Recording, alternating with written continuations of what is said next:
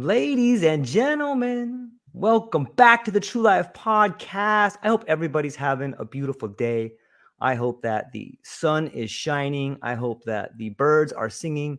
And I hope that the wind is at your back. I got a great show for you today. I have with me, dear audience, an extraordinary encounter with the profound and transformative wisdom of Lena.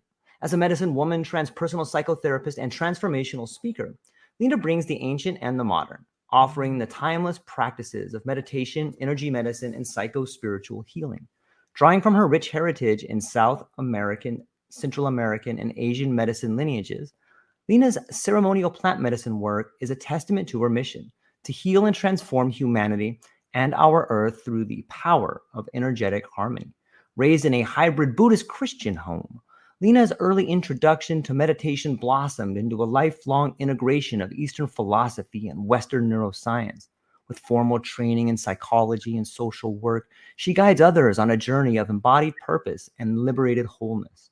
Her global studies in Mahayana Buddhism, Mopan Maya Ancient Medicine, Peruvian Shamanism, and the Shipibo Medicine Wisdom weave a tapestry of holistic healing that resonates deeply in her teachings and practice. Lena, thank you so much for being here today. How are you? I am doing amazing. It's so lovely to be with you. Thank you for having me, George. Yeah, the pleasure's all mine. It's so fascinating to get to see the time we live in. It seems to me like we are just seeing this sort of resurfacing of the human spirit on some level. And I want to get into that. But before I do that, I just want to give you an opportunity to maybe flesh out a little background and give us a perspective of who you are and what kind of has drawn you here. Yeah. So, my entire journey, whether we're talking about my childhood or my work in the world, has always been a bridge. So it stems back into how I grew up. I grew up in that Buddhist-Christian home and had a Vietnamese Buddhist mother and psychologist, Presbyterian dad, and grew up both in the Presbyterian church and in the Buddhist temples. So it was really rich spiritually. And I was able to see what that integration of East and West looked like, felt like from an embodied perspective, from a ritual perspective, praying and sitting at the ancestral altar with my mother, who would, dress in her monk's robe and really invite us to, as a family, to be in the practices of meditation and compassion and really sitting with the reverence for those who walked before us. And so in that vein of being the bridge, I really feel that's been the foundation. What does it mean to truly integrate, the different wisdom traditions? What does it mean to integrate wisdom traditions and lineages into this modern world that really is thirsty for the sacred, from my perspective? So it started there, and that part of my life really led me into the knowing that I was meant to help people, help humanity in some way. I just didn't know what it looked like. And fast forward, I ended up going to graduate school to get my master's in social work and to become a psychotherapist. My dad, is in private practice many, many years of his life. And so I went that route. And my mom, in my first year of grad school at the University of Georgia, she suddenly passed from a stroke at the age of 57. Wow. So, and it was my very first experience of big T trauma in this life. And she was my first spiritual teacher in this lifetime and my primary attachment parent. And so losing her in the portal of grief became my initial portal for spiritual awakening. So really being with the existential questions, if our human life is so fleeting, then why the hell are we here? What are we doing here on earth? And what is that purpose, individually and collectively? Why are we here, and what are we meant to do? So that led me into really embracing the meditations and spiritual practices that she originally taught me. So it was just, obviously divinely synchronistic. And so I began sitting in more formal meditation and finding my more dedicated yoga practice and those medicines of embodiment. And that from there, I began to work with people and teach them some of these spiritual practices, and that quickly expanded into guiding groups to Asia for spiritual journeys and retreats. And then from there, I was called into medicine work and working more with entheogens and studying around the world with different teachers and lineages. So I feel that this origin seed of being a bridge was the foundation for it all, and I'm still I'm a student of that every day. What does that actually mean in this modern context? And really the study of suffering and being with Mm. the human experience of pain and suffering, and so in that alchemy there's something really magnificent that can be birthed, and that's been a really interesting thread through my entire life as well, because I watched my mom. She was obviously a trailblazer in a way. She immigrated to the US in 75, was the only person in her family from Vietnam to come to the US, and she carried tremendous trauma from the war and from an abusive father and from living in a form of poverty. And so a lot of that landed within Yeah. me, a lot of that scarcity, a lot of that trauma, a lot of that fear of safety. And so that's been an interesting unraveling as I've really navigated my own journey. Man, thank you for sharing that. It brings up so much on my mind. I guess I'll start at the one of my favorite philosophers is Alan Watts, and he talks about the Eastern Western divide on spirituality. And he says one of my favorite parts is that he says, there's just such a difference in the way in which the Western mind and the Eastern mind think. And he gives the example of, if you wake up on your 33rd birthday in an Eastern tradition and you run down to the town and you start yelling, "Listen, everybody, I'm God. I figured it out." People are like, "Yeah, you figured it out. You're God. Congratulations." And they'll hug you. But if you do that in the Western society, they'll lock you up. You can't run down the street and be like, I'm God. People get really nervous when you do that. It Yeah. seems like you've had a foot in both worlds growing up. Was that something that you got to saw as a young woman growing up, as these two different sorts of worlds?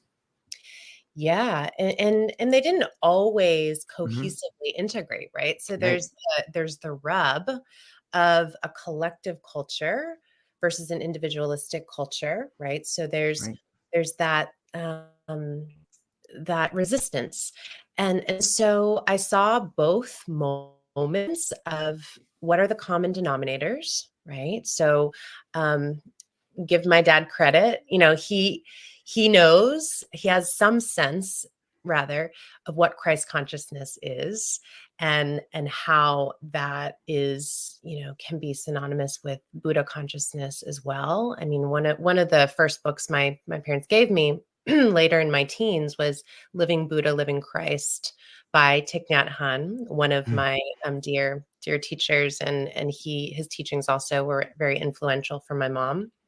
So there's that, the common denominator, but absolutely, um, the divinity that is inherent within all of us, that is the embodiment, that is objective truth. And when we look at religion and the extraction of God and divinity as this kind of separate energy or Mhm. entity or body, then we're simply perpetuating separation, which is an illusion.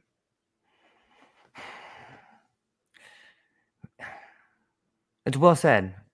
It's it's so interesting, this idea of awareness and then altered states of awareness, and then coming to the conclusion for the first time that you're not alone and that you're part of everybody. Like, that is a really powerful time. And it's difficult to navigate for an individual, let alone someone trying to help people through that process. Maybe you can explain on some level, at least in your opinion, like, what is it like what was it like for you to come to the realization that you're part of the whole? And then on another dimension, what is it like to help people understand that they're part of the whole and actually see it happen? Because you can see it take over them in the right state or right frame of mind or an alternate state of awareness. Maybe you could talk to that a little bit. Yeah, it's been it's been a process of disintegration. Let's just get real, Yeah. a lot of death, a lot Mm, of shedding, a lot of confronting, I can speak for myself as like my own laboratory, yeah. confronting the entrenched fears of survival, of death. So I fully believe, and this is true for me, and it's true for all of the clients and students I've had the honor of working with.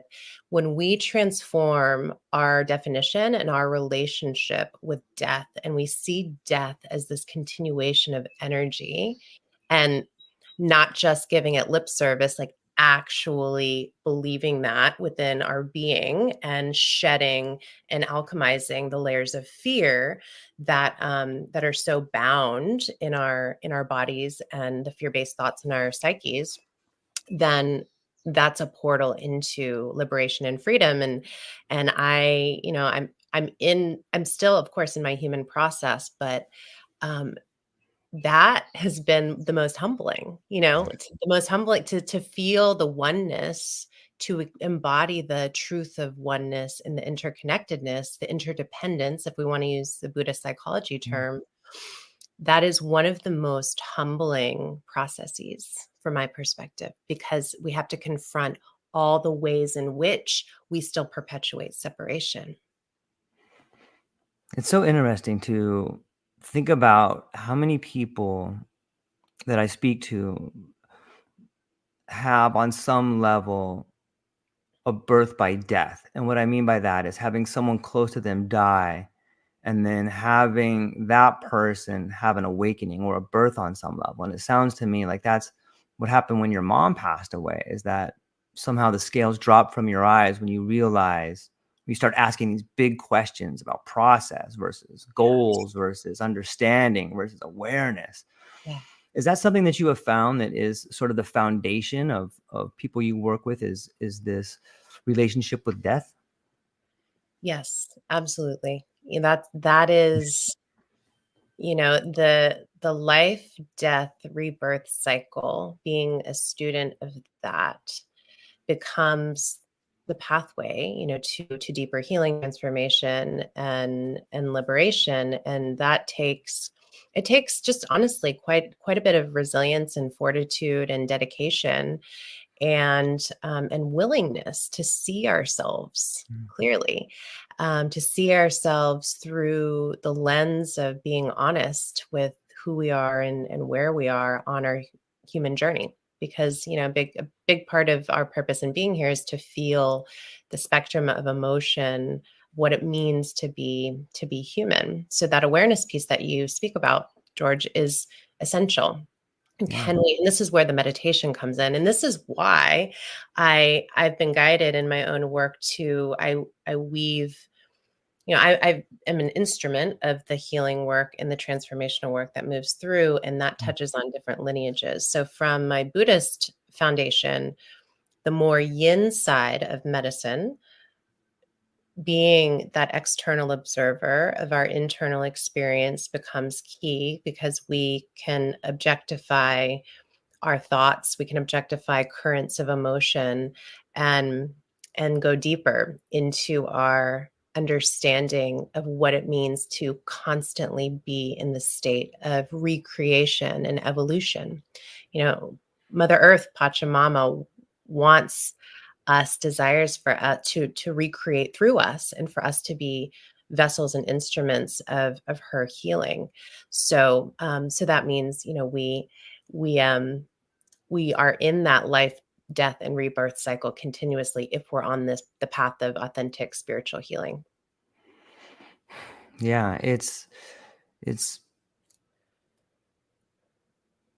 liberating to think of it as a process, like a process orientation instead of a goal orientation. When you think of life as a goal, like I just got to get here, or if I get this, then I'll feel that. Like it's so mundane. I feel like it takes away our spiritual nature. And in some ways, do you think that, like, it seems like we're in an absence of spiritual nature until recently? It seems like this new re-emergence with this new sort of spiritual wave is filling a void that's been vacant for so long. Maybe that's just me talking, but what are your thoughts? Like, you travel around the world and you get to see different dimensions, you get to see different cultures, and I'm wondering, is there something similar? Is there a Ariadne thread that runs through this time that you can see in all the places that you travel that you could talk about?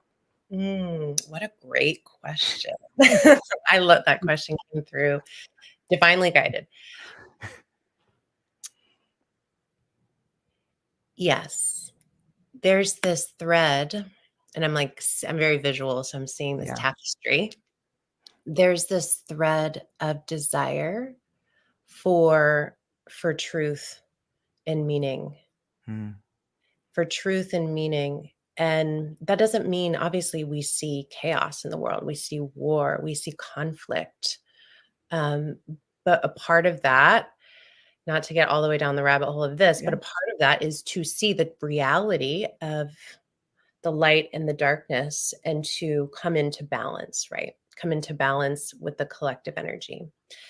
And so what I see, whether I'm in Bali guiding a retreat or in Peru on a medicine journey with people, there's this soulful desire to find a sense of meaning and truth, which also touches on belonging. We all have this innate desire, this soulful need to belong. And when we touch our dharma, our soul's purpose, our gifts, like you're sharing your gift of the show and holding space for people to share their wisdom and their stories, then we're touching on the light of truth, why we came, rather than being in the cog of the matrix, just in the paradigms of fear. So thank you for asking that question, because it really made me sit with, like, I saw myself in those different places and feeling the communities. Like I feel into, like, the Caro people high up in the Andes, and some of my most beloved family members, live there and are Caro. And when I talk with them, like on WhatsApp, they light up when they talk about, oh, we traveled here and performed ceremony, and just their hearts are wide open because they are living their soul's dharmic purpose of bringing forth the wisdom traditions from their ancestors that almost were extinct, from the Spanish coming in and really appropriating and damaging and destroying so much of the history and the lineage. So, there's a lot there, but that sense of, going back to your question, that sense of belonging and meaning and truth, I feel, is a thread. Yeah, it's a great answer, and I think you're uniquely qualified to answer a lot of interesting questions because you do travel and you do have a foot in both worlds, and you can speak to the idea of indigenous versus colonization on some level. And that brings up a good question with the idea of, when you talk about the wisdom traditions, can someone really from a different culture understand the wisdom traditions of another culture? And if so, can they bring that back to their culture and display it in the same way? Like, it seems like there's that idea of being lost in translation on some level. And I think you're uniquely qualified to ask that. What do you think? It's a really important topic because we collectively need to address and be mindful of any kind of extraction and any kind of, we'll call it malicious intention, right? Inevitably, our Yeah. egos, we all have egos. We're, Yeah. this is part of what we're navigating. And so it comes down to, I feel like at the core, intention. I do believe that there are more souls emerging in the West who are meant to be these kinds of bridges and to carry on and spread the word about wisdom traditions with reverence and integrity. But we have to be very, very discerning about who we're sitting with and the intention, the core intention of that teacher, facilitator, soul bringing forth. Because I've seen a lot of extraction, and even in my own community, I've had to put up boundaries around others who I was, it was revealed to me through time that they did not have pure intention in receiving the wisdom traditions that I was teaching, and then I was opening that portal for others to to connect with the wisdom keepers in other countries. So it's this. It feels like, for me on a personal level, it feels like this responsibility to be very discerning and mindful about the intentions, even of those who want to come on these types of journeys, and to be exposed to the wisdom keepers. I mean, we see the extraction all the time, especially now that there's more and more knowledge about indigenous wisdom and ancient wisdom, and also more and more people traveling to those lands. I think, everything has a light side and a dark side. And again, to answer your question, it's a yes. And I do believe that can happen in a reverent, respectful way. And also there are those who are there just in it for their own gain. Yeah. It's human nature on some level. I think, like, one of the basic problems in understanding what's happening, especially in altered states of awareness or with entheogens or psychedelics, is that we inevitably rely on some aspect of language to determine the nature of the experience. And our language is lacking. Like, we don't have the words to describe what's happening in these situations. And especially when you look at different cultural lenses, or we have different alphabets that conjugate verbs differently, we're talking right past each other. Like, you can be in the moment and feel what you think is a spiritual experience, and it could be looked at as intimacy, it could be looked at as some sort of divine intervention, it could be looked at as separation or suffering or anxiety. Like, it's so hard to describe the ineffable. It's impossible, right? Like, what do you do in that situation, Lena? Like, that's crazy. I know it is impossible. I mean, I have no answer. I know. Well, it's, the answer is we're doing the best we can. Right. And in the same breath, we're evolving. Mm. I believe that the future of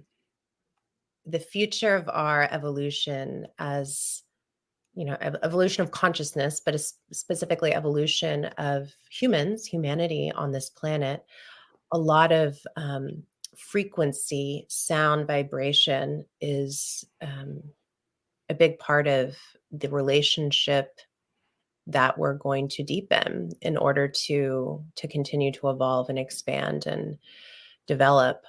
So understand, like, tuning into different frequencies, being able to create different frequencies with our own bodies. So yeah, but we just can't describe in that way, in a way that's accurate. Yeah, I'm hopeful when we talk about this evolution of consciousness, or we look at what's possible in the next 10, 20, or 100 years for the human condition. I'm hopeful that what we're seeing is an effective way to communicate meaning. I think that's been lacking for so long. Like, how do you really get someone to understand what you mean? So many wars, so many fights, and so many just breakups and heartache comes from two people that may want the same thing, but they don't know how to have a meaningful conversation about it. And It's interesting to me. But do you think that there's sort of a confluence with what's happening now with the spoken word and maybe the visual world around us? It seems like we're broadening our ability to communicate on some level. And I think that entheogens and psychedelics are helping us evolve in that nature. What are your thoughts? Absolutely, because the entheogens and sacred plant medicines are here at this time and in the emergence at this time in order to help us evolve and heal and transform. It is Mother Earth, Pachamama recreating and rejuvenating through us because we are not separate. I say that again, we are not separate. And so that means we are here to, we're broadening the lens in which we're able to perceive truth. So, as a whole, as a collective, and again, everyone's on their own individual journey, but I'm talking about collective here, we're able to perceive the truth of the unseen more now than ever before. At least in modern times. And so there's that. And then with that comes our ability to practice wise speech, really say what we mean and be conscious. It's conscious communication. I agree. I feel, I'm really feeling one of my dear friends right now, Muskogee Creek elder Tom Blue Wolf, who's a dear friend, and he talks about if we just change the conversation, we change the world.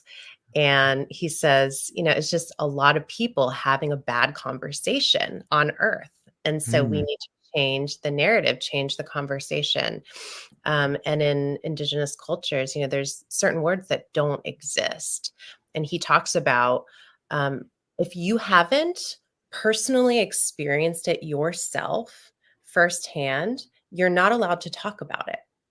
So if we could extract and release gossip and negative banter, then so much would shift. The frequency, the vibration of our planet would shift.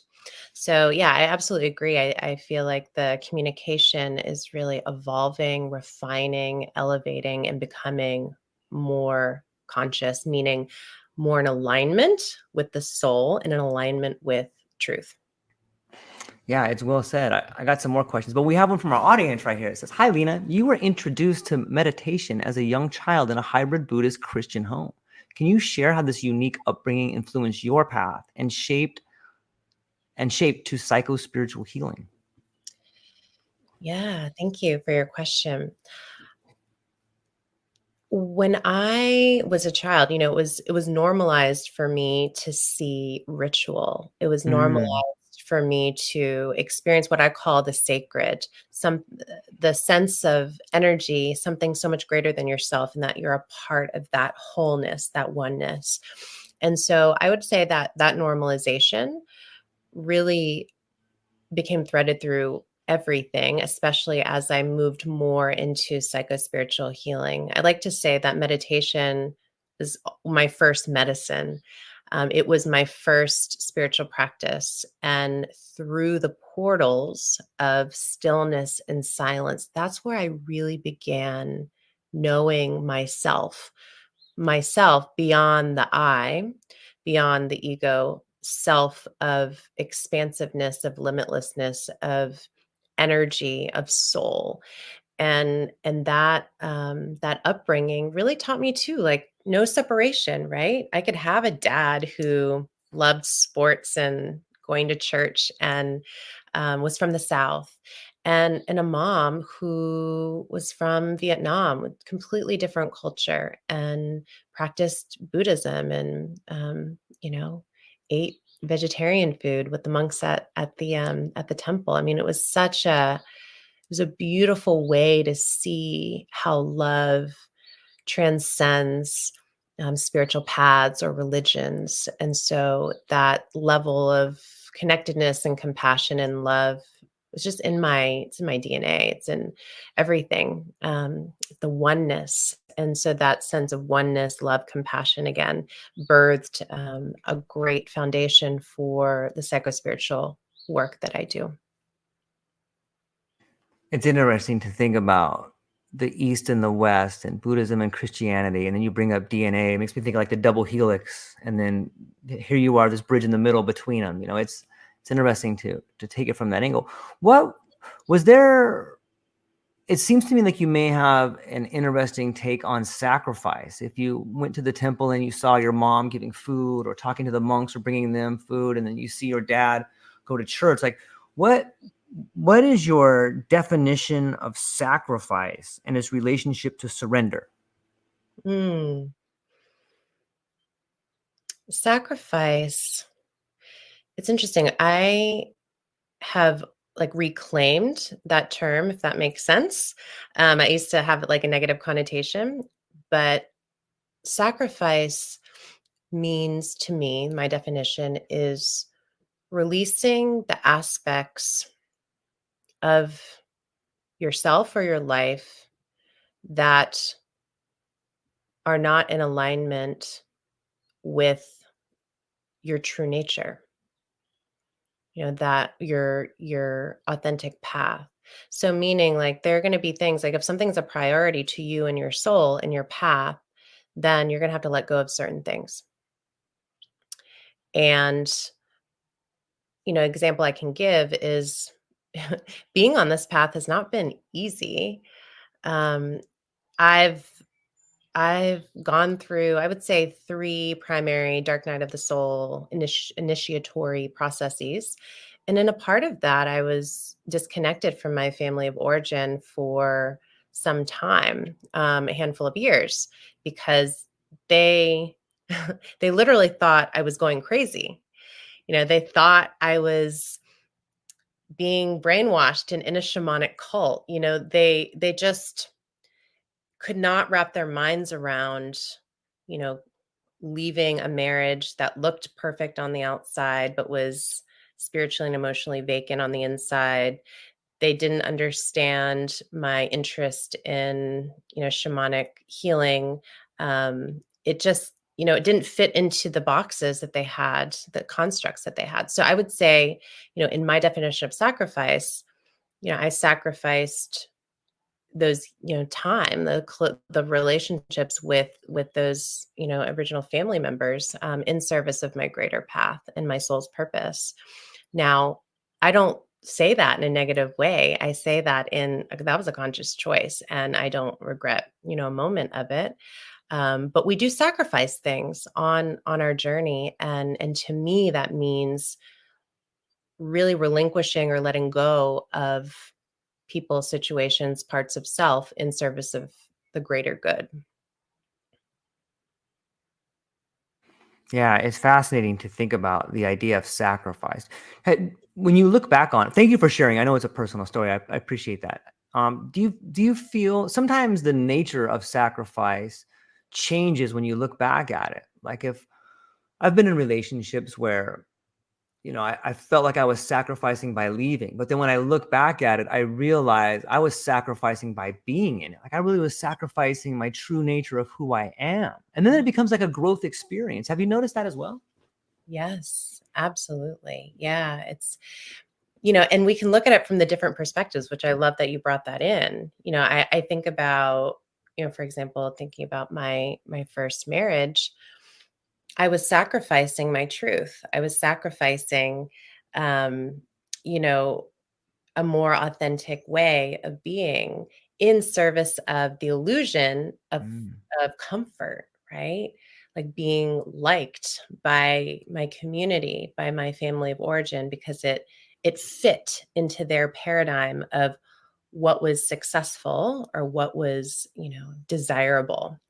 And so we sacrifice things in different ways, both, if we're looking at like the lens of our spiritual growth and expansion, if that's our focal point and our priority, we sacrifice things that we have to let go of. And then on the other hand, if we're in any space of self-betrayal, right? In a job or relationship or situation that is not in alignment with your soul, then you're sacrificing parts of your authentic self. So we can look at that word sacrifice in different ways. But yeah, I absolutely have experienced that.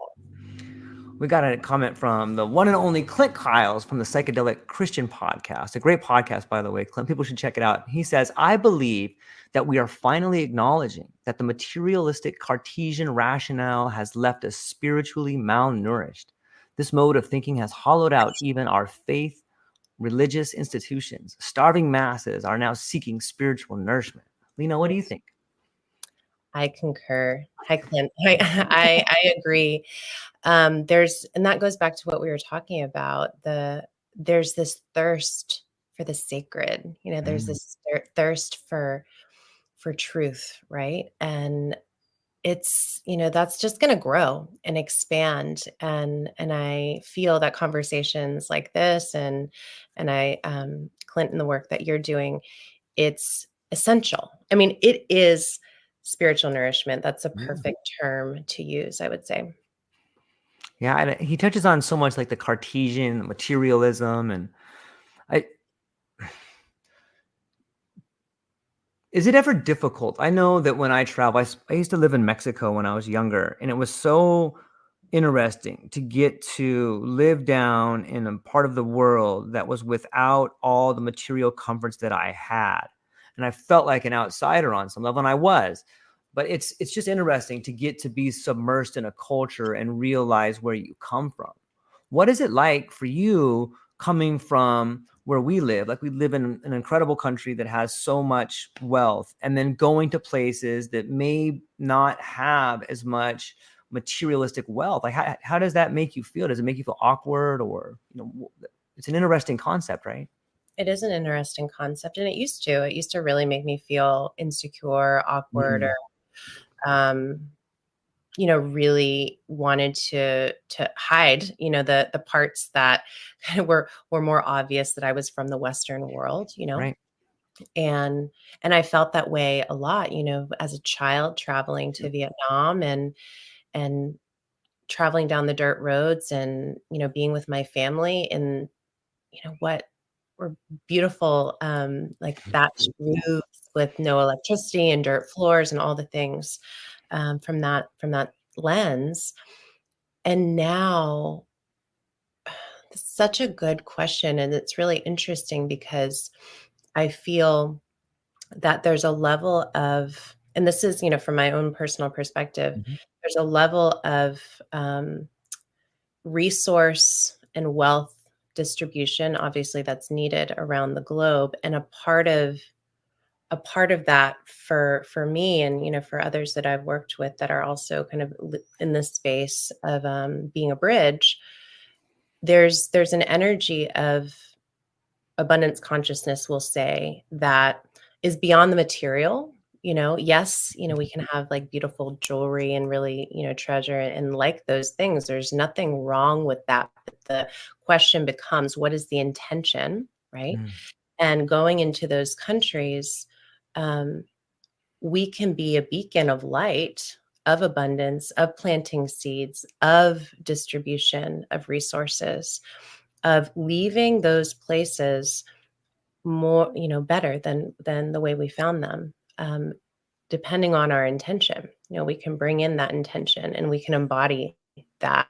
So I think it's a really important concept and place for people to explore, because our ability to embody abundance consciousness only allows others to amplify that for themselves, and other communities to amplify that for themselves. A great example is, I have one of my sisters and teacher, Rosario Ponte. She's a Mopan Maya elder in Belize.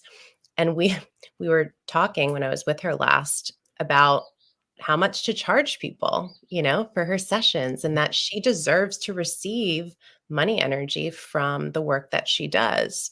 And so it's upholding the value of what these lineages and wisdom traditions bring, because these wisdom keepers, they are doing one of the most important, jobs on our planet.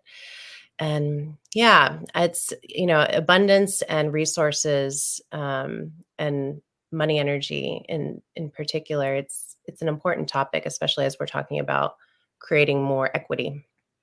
Yeah, it's such a slippery slope when you start thinking on some level. I can't help but think the introduction of money into rituals is the wedge of desacralization. Like, here's this beautiful thing. How much does it cost?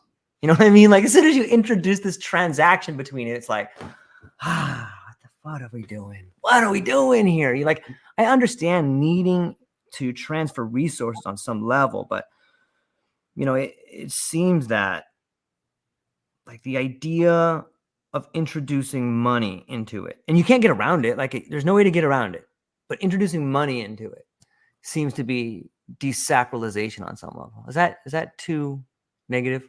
Well, I mean, I hear where you're coming from. I Right. do. And money is just a neutral energy. Money Mm, energy is a neutral energy that, like water energy or fire, that we can call into our orbit. And I think the exploration of mm, our relationship with money energy is kind of the deeper root of it. yeah. But you the value, we put value on it, and it's important. It is such a slippery slope because people deserve to live abundant lives and to take care of their families and to take care of their communities. Right. And also, we don't want rituals and sacred practice to be just for those who can pay a certain amount, right? So, Right. so there's an access, um, issue and topic there too. So it's again, I think it's important to talk about it openly. But from a personal perspective, one of my we'll call it like points of guidance, as I've been really sitting with this role of being a bridge, is to help support, that abundance distribution, the resources distribution, and to help infuse in my kind of humble way, like help empower and infuse, those beloved wisdom keepers that I've had the honor of working with, so they can actually live abundant, healthy lives, and to keep the preservation of the wisdoms alive. Resources are necessary. Yeah. It's heartwarming to me to think that the medicine is abundant and it's there for everybody. And I don't know where you can delineate a line or draw who needs help from people and who can do it themselves, but it seems to me like there's a bigger force at play that guides people who need the medicine to maybe the teachers they need or a path that they can find on their own. Like there seems to be something bigger at play, right? Like you can, when we talk about relationships, like you can learn to grow like psilocybin mushrooms. And in that process of growing mushrooms, you can learn a lot about yourself. You can watch the way the mycelium grows. You can see it get contaminated, then draw the parallel like my life's contaminated. That's why it's not fruiting. Okay, let me try this again. And then you can see your relationship change as you watch medicine grow and you start realizing things like, oh, I'm the medicine inside. I just got to see this thing differently on some level. What's your take to this bigger idea of nature talking to us through the environment, be it medicine or be it quietness or sitting by a stream, or what do you think about that? I feel that we're all being guided. We're all being guided to our own relationship with medicine, earth medicines, whether we're Okay. talking about entheogens or not.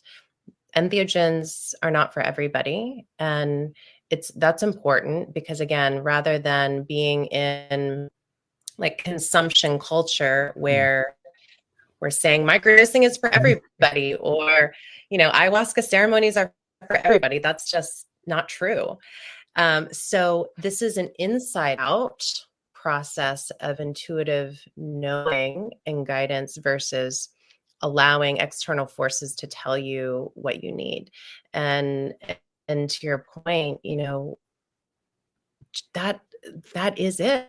We are the medicine, as Maria Sabina shared, and her legacy lives on. And we have to remember that, and this is why this has been interesting to really be with medicine work in the West, because the paradigm, sacred medicine stewardship and Western culture, the paradigms are at odds in different ways. We're talking about, capitalism and consumption culture and extraction culture. And we're talking about, collective consciousness and sacred medicine lineage. It just, this is where we have to be careful and mindful. And, we're doing our best to try to be in that, but it's challenging because systems take a while to evolve and change. But yes, I would suggest, for those tuning in, listen to your intuition. Medicine is within you. You are the medicine. Sitting by a stream or learning how to grow your own mushrooms, that is a profound teacher. Pachamama, Mother Earth, is our greatest teacher of oneness, of unity consciousness that we're just remembering together. It blows my mind to think about the profound ways in which you can experience life by a large dose of psychedelics or entheogens. It can fundamentally shift how you see yourself in the world. It can change the way you see all your relationships. And that can be both liberating and frightening. Mircea Eliade talks about the terror before the sacred. And if you find yourself in this position where all your preconceived notions about self and relationships are wiped away, and for a moment you believe you're God, like it's sacred and profane at the same time, right? Mm-hmm. It's clear to me to see how dangerous yet dangerously beautiful that situation is. What do you do, Lena? Like have you found yourself there? And what do you do if you're there with somebody who's in that situation? Like, that seems like you better be ready. Like, craziness can happen in there, right? Oh, it's wild. It's I mean, mind blown. It's yes, on all yeah, levels. on all levels. So yes, I've experienced those moments of pure oneness and divinity and just ecstasy bliss. Mm. And I've worked with clients who have also touched that space. And so this is where, first of all, we humble ourselves and we come back to the truth that we are in human form and being human, and grounding the wisdoms and the teachings the medicine shows us into our day-to-day lives in systematic and tangible ways is key. So humility and working with any awareness around the ego identifying with, we'll call it God consciousness, and any inkling of tendency for superiority, and creating separation. So I think those are some like places where we can cultivate awareness. Where is my ego creating separation? Where is my ego creating superiority? Where may I be identifying with God consciousness in a way that perpetuates the first two?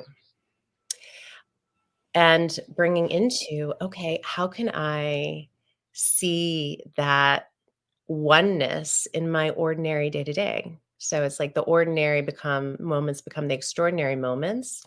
So looking at a bird or a flower, and again, going back over and over and over to nature, and knowing that, yeah, you are God, in human form. Deepak Chopra says you're God in drag. So it's just like reminding yourself, and this is where integration is key. And I'm talking about long-term integration, where, because choosing, this is very important. I've seen it go all sideways, with people who chose differently, but every day is a choice to stay in the light. every day is a choice to continue to hold positive intention for self and the collective, and there's no separation there. Working with entheogens can magnify the tendency to have ego inflation, to even perpetuate certain personality disorders that may be dormant, kind of underneath. So we have to be very humble and very discerning, and we have to choose to do the work every day to stay on the path and in humility and in the light. Yeah, it's well said. You know, some people say that history doesn't repeat, but it rhymes. And I feel like at times with cool conversations like this and other people that I talk to, that were like in the late 50s, approaching the 60s, when it comes to the medical container with which psychedelics and entheogens are in. And if history is the best predictor of if history is the best predictor of future behavior, we can see some of the problems that could be on the horizon with working with these. And it is this profound God consciousness that people, maybe the human condition, may not be ready to integrate on some level. You know, when you look at the reasons it was put back in the container in the 60s, just like abuse or, people standing up to authority or no longer, or seeing war for what it is. Do you see that being a problem on the horizon? Yeah, anything's possible. And I do feel, when I feel into the energy of the psychedelics, we'll call it the psychedelic space, there's so much possibility, there's so much progression, there's so much hope. There's also a tremendous amount of volatility and competition. And so it's all of it. It's the light side, it's the dark side. I think it's showing us the microcosm of the potentials in greater society, as more and more entheogens are being introduced. And this is where it's all about the middle path. Entheogens, I believe, are one part of a greater ecosystem of healing and transformation. And it's important not to project God consciousness onto the entheogen and to inflate that into being the only path or the whole shebang. We think about the mandala, we think about ecosystems in nature, the mushrooms, the ayahuasca, they're part of this greater ecosystem. We have to understand that and hold entheogens, from my perspective, in this energy of walking the middle path. Entheogens are not more important than, you know, meditating or nourishing your body well. We have to understand that they're tools and mirrors and beautiful medicine, but they're simply just reminding us of the work we need to do and reminding us of who we are. So, it's important not to inflate the power and importance, and see it as a part of an ecosystem. I love that. It was really well said. I can't get out of my mind. It's showing us, whether it's kind of a double entendre there, but it's showing us. At some level, it's showing us. It's Yeah. beautiful to think about it from that angle. What is the being method, Lena? The being method. So I was my old house, and I had a little meditation temple in the back, and the being method is just a very simple methodology that moved through me as a way to work with our thoughts and to cultivate awareness and greater presence and spiritual expansion. So it it's in the vein of mindfulness and meditation, and just a systematic way to work with ourselves on a consistent basis, on a daily basis.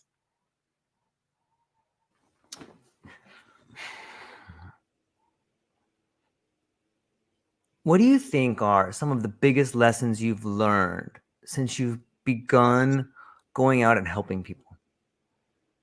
Hmm.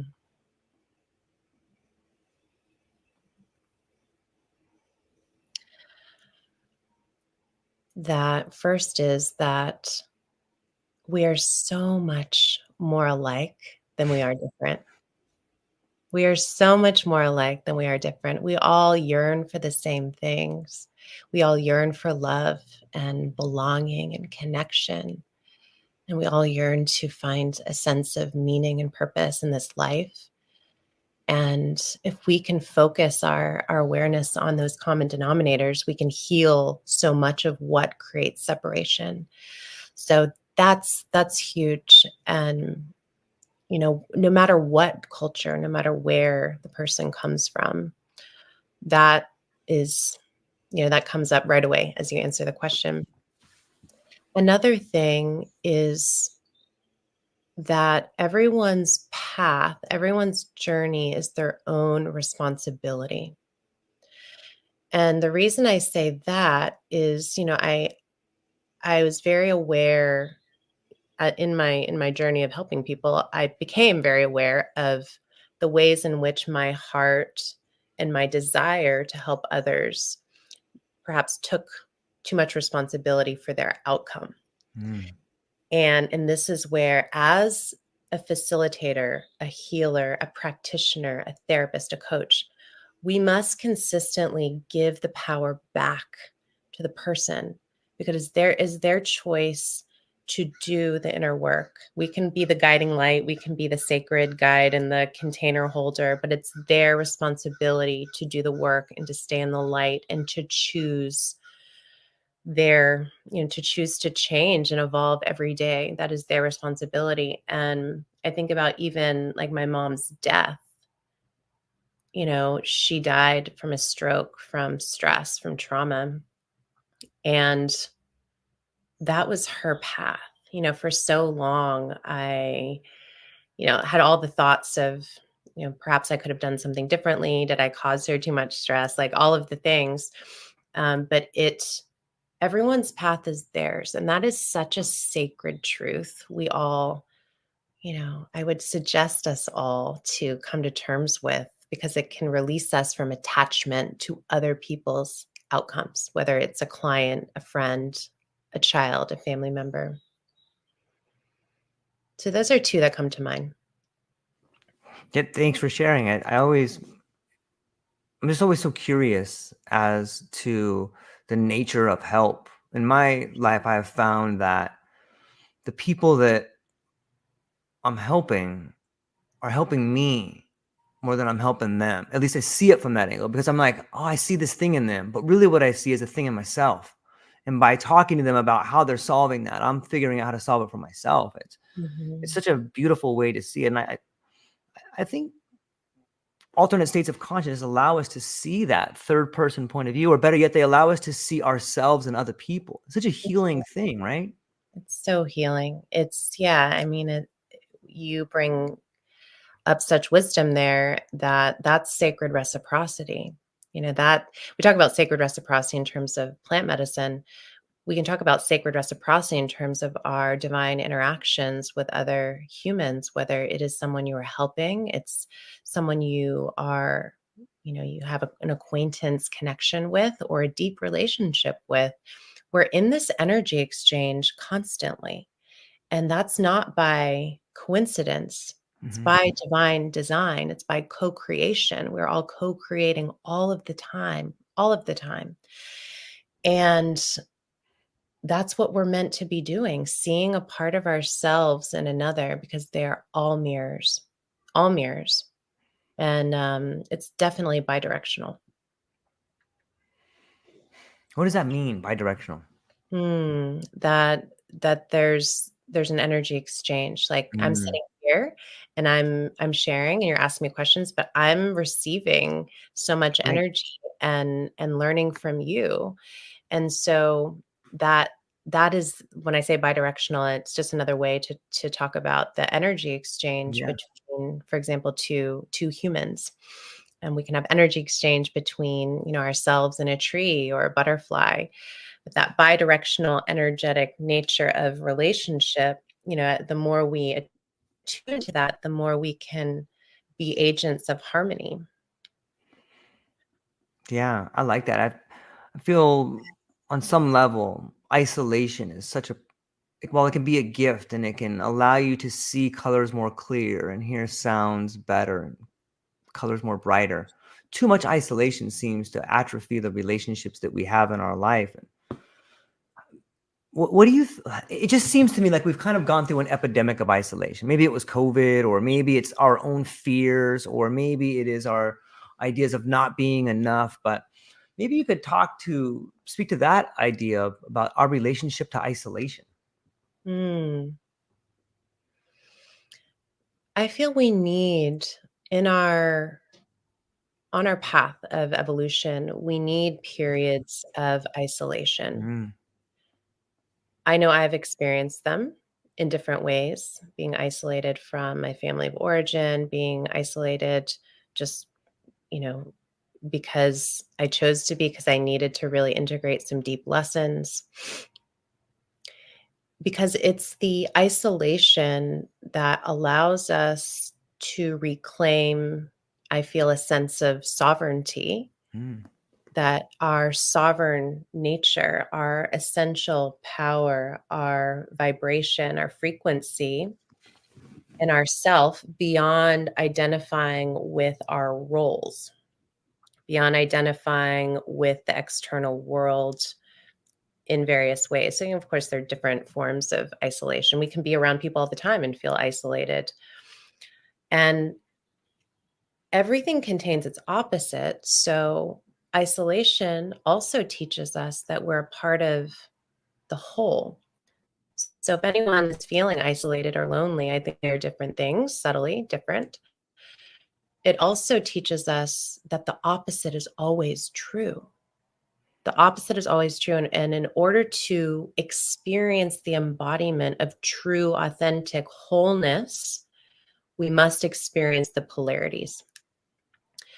So I feel that isolation is a profound teacher, and for those, who are on their path of authentic spiritual evolution, isolation inevitably will become a teacher if it hasn't already revealed itself to be.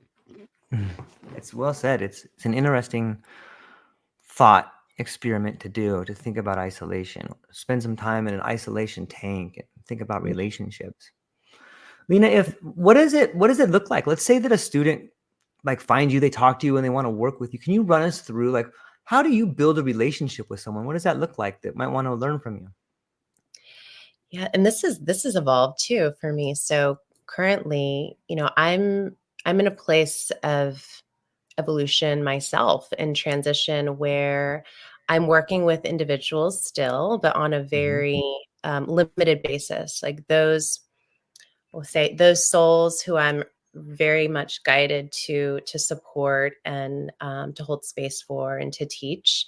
I work with those individually, and not just, if someone contacts me, for example, through my website, I always schedule a consult, like a Zoom consult, to feel into that potential resonance and to share. This is my work is a bridge. I'm here to share ancient wisdom traditions, and to help you integrate this, potent spiritual transformation into your day to day. A part of my gift that I know is I help people activate their soul's gifts, their soul's purpose. So there's a sense of excavation of the Dharma and an activation of those gifts, and then helping to guide what does that look like in day-to-day life? How do I share that with the world and with others? So if someone contacts me, it's a consult, and then feeling into the potential fit.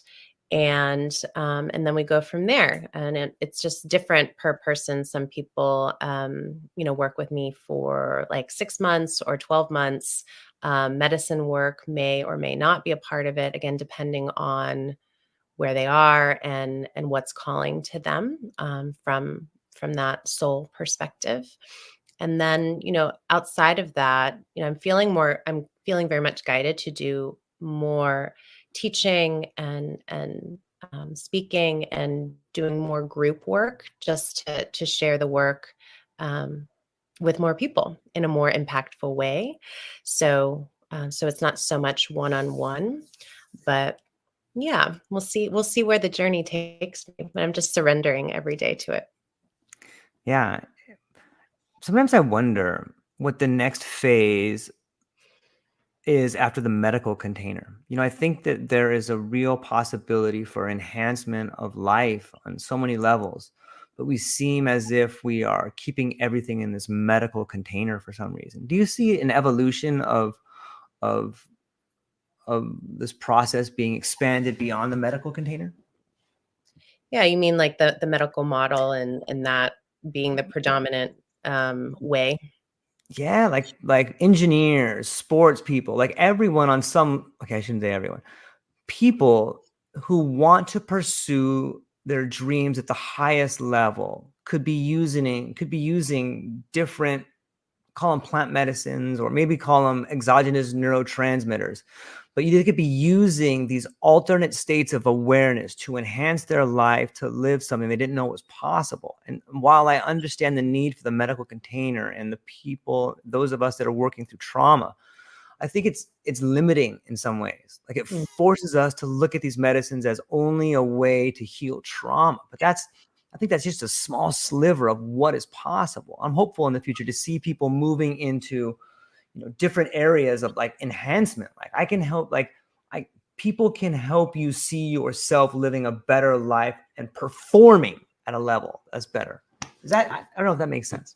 Yes, Okay. thank you for clarifying because I just want to make sure I understood your question. Absolutely. I just want to say to that point, we have become addicted to healing, especially if we're in the Yeah. healing space. Right. We are so attached to finding the problems, more and more problems, more and more traumas to heal. That doesn't mean we don't have traumas to heal. Right. There are moments where like I've felt on a personal level, when is the healing, when's the purging going to be done? When's the deepening going to be done? Absolutely. That's a part of our path. But when we are so hyper focused on the problems, on the traumas, on Yes. what we're actually releasing, then we perpetuate more of that energy.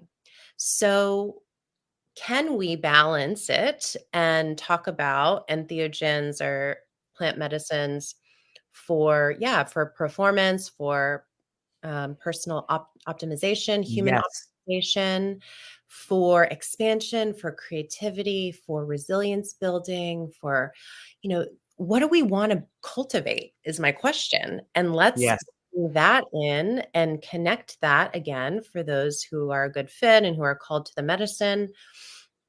Can we continue to be in relationship with the sacred medicines in a way that's more expansive than constantly going into the underworld of the Ukupacha to unearth some trauma that may be hidden in the shadows? Yeah. I love it. And I think that changes the money energy as well, because a lot of people that really need help don't have the funds to do it. But people that have lots of money, they're really looking forward to optimizing. Like, hey, I've got this pathway to optimization over here. Yeah, it's 10 grand, but you're going to love it. Watch this. And look at these people that have done it. Like, now you have a model that attracts that energy into it, instead of being looked at as sort of, like you said, a trip to the underworld where we got to go find Osiris's body parts everywhere. Like, Yeah, maybe we can go this other model way over here, and people will be lined up to do it. Like, and I'm hopeful. Like, I see that on the horizon. And I'm excited to see and talk to people about how we can make that transition, because I do think it changes the energy around it in a positive way. absolutely. Yeah. And because, you know, it's both. It's yes and Yeah. we just gotta balance it. We gotta balance it out. And uh the medical model. I could well, George, that's a whole nother because when someone internalizes the definition and the identification with the Yeah. diagnosis, that can change the whole trajectory of their life. And so it's such a tremendous unlearning that we're collectively in, unlearning the constricted and maladaptive ways the medical model has insidiously kept us controlled and disempowered. And so this is a part of the conversation we're having in this moment. Can we change the narrative? Can we flip Yes. the script? Can we say, yes, I'm ready to let go of that, but can I put more attention towards what I'm actually bringing into my life, which simultaneously heals and expands and empowers? I love it. I love it. We should work actively to change that conversation, because just like you said, when you start talking about trauma, you can't help but feel somber about things. But when you talk about moving past trauma and elevating yourself to a level of creating things that you didn't even know was possible, that reinforces a whole new behavior, and it just breaks down the barriers of the medical container. You're like, okay, we're done with that. We're over here now. And maybe Right. like it could even feed itself. Like you could have a school in which the enhancement model subsidizes the trauma model.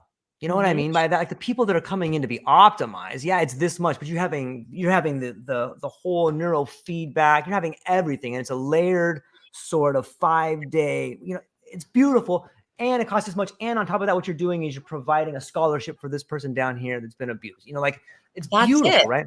That's Yeah. it. That's the ecosystem. That's exactly how I run my own business.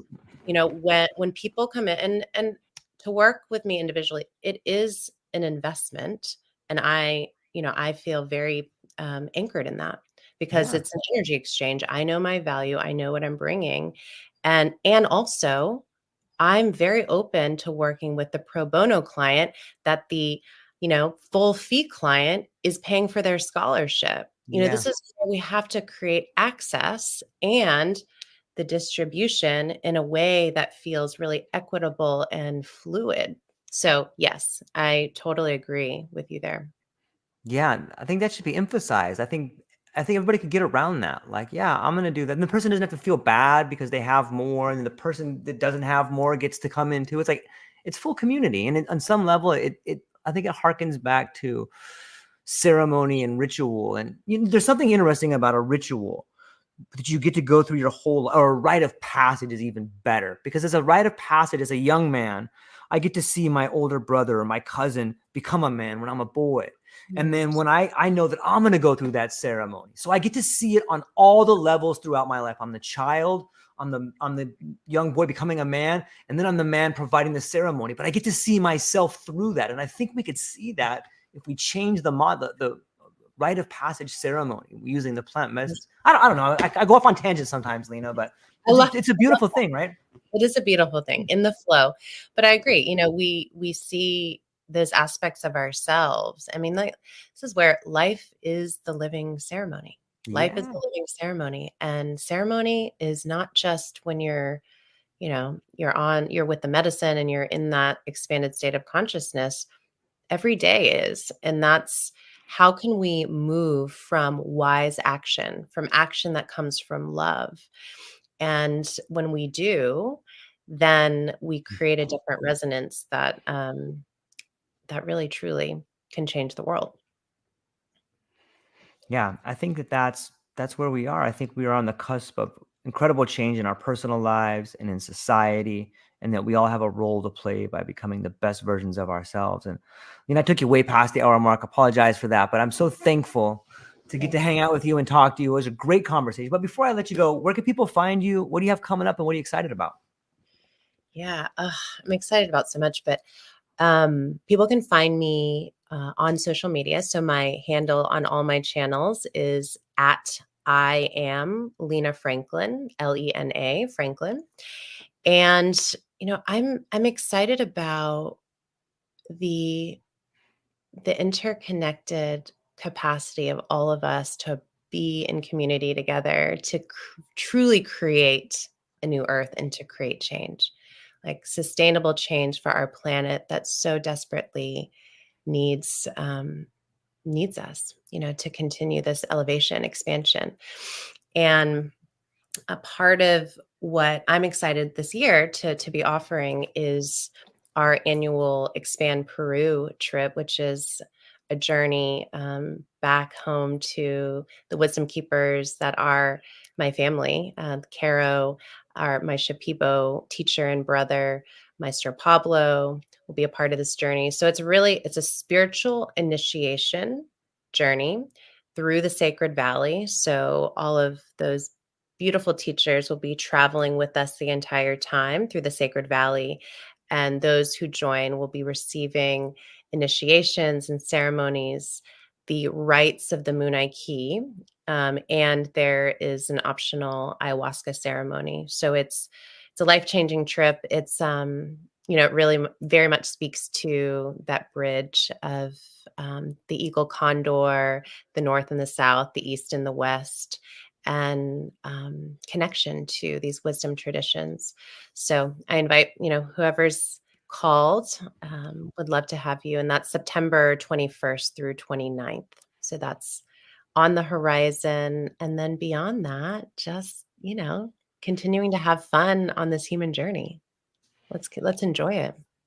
Yeah, you get to go around. You're going around right now. You should enjoy the moment and understand it, and hopefully find some love in it. So we'll hang on briefly afterwards. I want to talk to you just shortly for a few things. But ladies and gentlemen, I hope you have a beautiful day. I hope that you realize you are the miracle and that something beautiful is probably getting ready to happen to you right about now. So that's all we got for today, ladies and gentlemen. Aloha.